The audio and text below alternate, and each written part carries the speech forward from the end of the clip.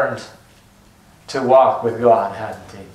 Amen. And as Jehoshaphat had learned that, he could distinguish a voice that was false, couldn't he?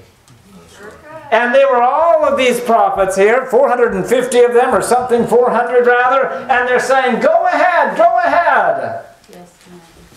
And Jehoshaphat says, something doesn't sound right here.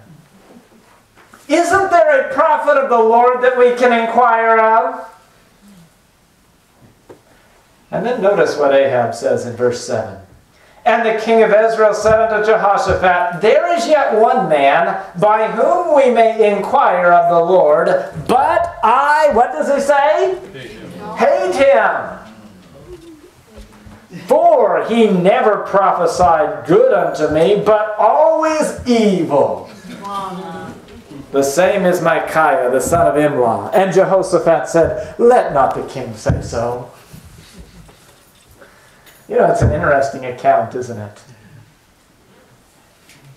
Jehoshaphat is blessed by God. He joins with Ahab, and Ahab says, let's go to battle. And Jehoshaphat says, well, let's first inquire if this is God's will or not. So Ahab brings all of his guys, and they say, yes, go.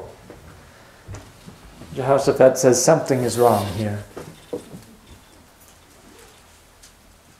Let's inquire of what God really says.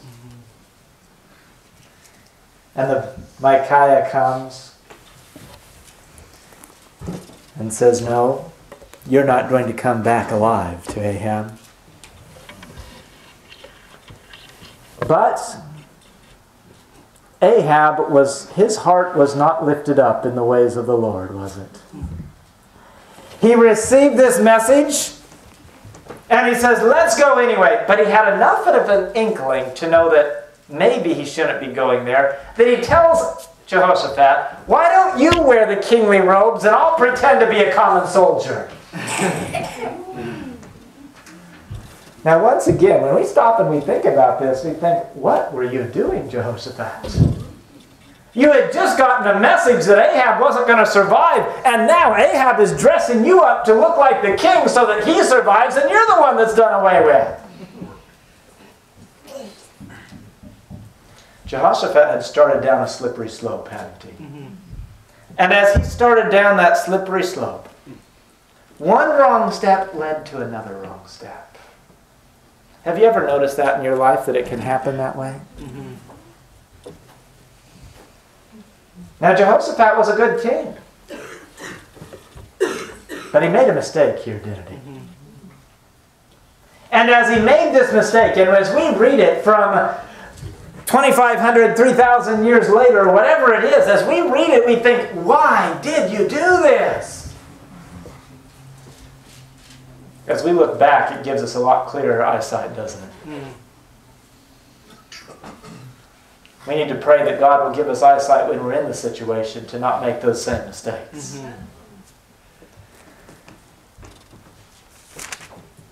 But even though Jehoshaphat had made this mistake, did God forsake him?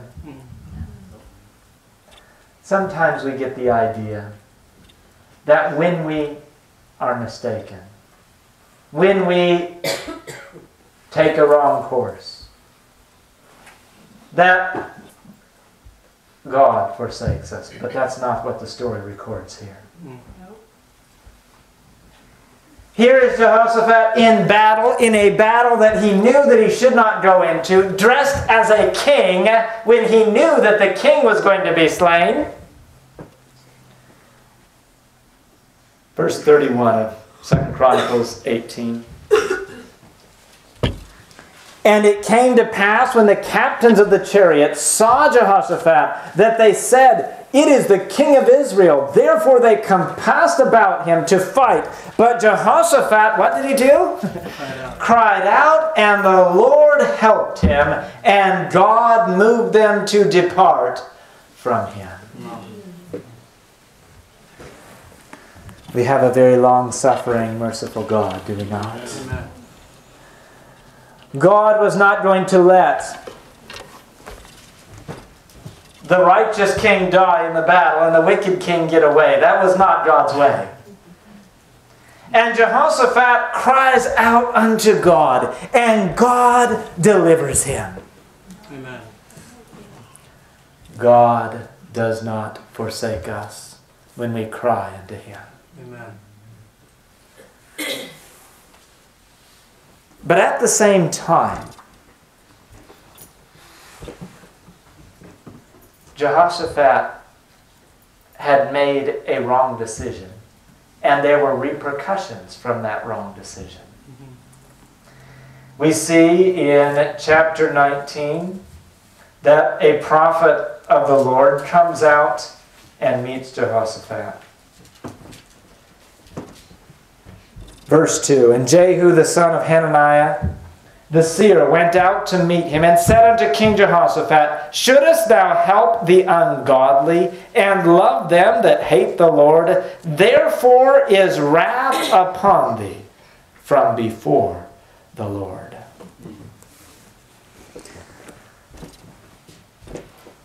I believe that Jehoshaphat asked for forgiveness and that he was forgiven. And we know that God helped him in that battle. But there were still consequences.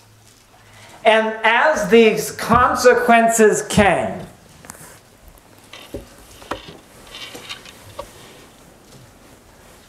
in an even more difficult situation, Jehoshaphat stands true to the God of heaven. Amen.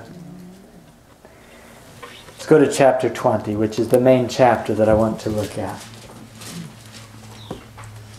Jehoshaphat's test came here. Chapter 20, verses 1 and 2. It came to pass after this also, that the children of Moab and the children of Ammon, and with them other beside the Ammonites, came against Jehoshaphat to battle. And there came some that told Jehoshaphat, saying, There cometh a great multitude against thee from beyond the sea on the side Syria, and behold, they be in Hazazon-Tamar, which is in Gedi.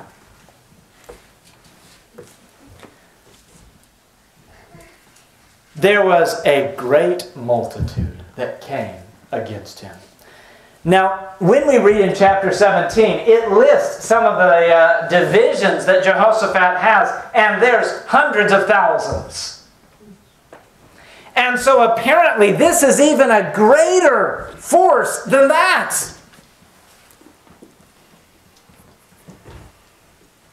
A great multitude. And where does Jehoshaphat, where does he turn at this instance? He turns fully to the God of his fathers, to the God of heaven. He does not seek help from Israel. He's learned a lesson, at least hopefully has learned some of a lesson there. The Bible records an earnest seeking and searching out after the God of heaven. Amen. Notice verse 3 here. 2 Chronicles 20, verse 3. And Jehoshaphat feared and set himself to seek the Lord, and proclaimed a fast throughout all Judah. Humanly speaking, it looked impossible. They couldn't tell him the number. They just said, there's a great multitude gathered there.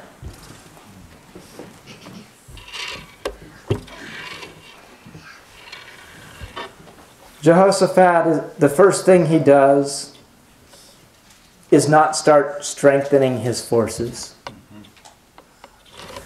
The first thing he does is begins to seek the Lord. That's right. When he was faced with this mountain of difficulty, he knew where his help comes from. Amen. And he proclaimed a fast, and he began to seek and to search after the Lord with all of his heart. Notice verse 4. And Judah gathered themselves together to ask help of the Lord. Even out of all the cities of Judah, they came to seek the Lord. And then we have the prayer. And this is one of the great prayers of the Bible. We won't read the entire prayer. We could spend our entire time studying this prayer. But let's just read verse 12. O our God, wilt thou not judge them?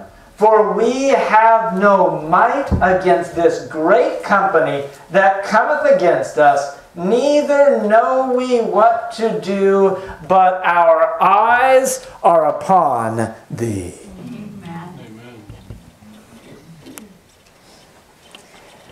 The multitude was so big that Jehoshaphat said, there's nothing we can do. Our eyes are upon thee.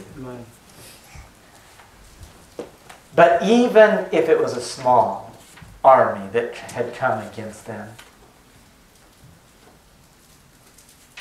should they have